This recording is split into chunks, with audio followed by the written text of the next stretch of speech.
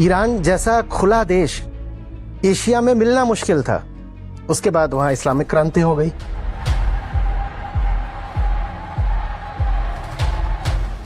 उन्नीस 1970 तक ये देश कैसे हुआ करते थे इसको देखिएगा, और इसके बाद ये देश धार्मिक हो गए।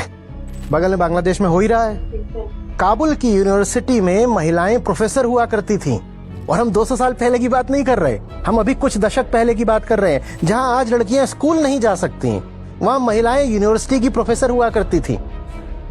उसके बाद अफगानिस्तान इस्लामिक हो गया। काबुल को और कराची को, दोनों को पेरिस ऑफ द ईस्ट और वेनिस ऑफ द ईस्ट बोला जाता था। उसके बाद पाकिस्तान में जनरल जिया उल हक आ गए।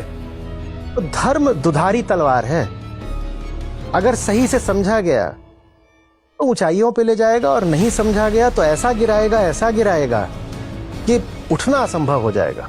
इस्लाम अगर इतना ही कट्टर रह गया तो उसकी प्रतिक्रिया में दुनिया भर के बाकी लोग कट्टर हुए जा रहे हैं।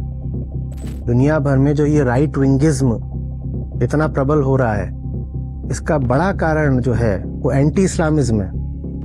क्योंकि रिफ्यूजीज दुनिया भर के सब देशों में पहुंचे हुए हैं, यूरोप में भरे हुए हैं, अमेरिका में भी पहुंचे हुए हैं। ये रिफ्यूजीज वहां पहुंचते हैं और अपनी कट्टरता दिखाते हैं, तो आम जनता कहती है कि हम ही क्यों लिबरल बने रहें।